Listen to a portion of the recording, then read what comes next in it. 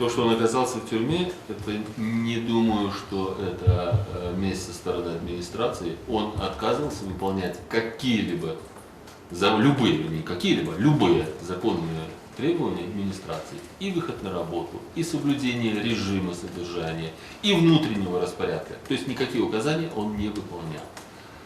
В силу того, что он не выполнял указания, на него действительно был наложен ряд дисциплинарных взысканий, и он оказался на более строгом режиме, то есть в Могилевской тюрьме. К слову, могу заметить, что за эти нарушения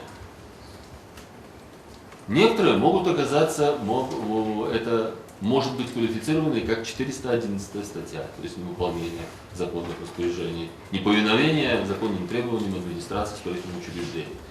Поэтому к нему в отношении него поступили достаточно лояльно, не оценив это достаточно для того, чтобы его опять подвергать судебному преследованию. Просто ужесточили режим.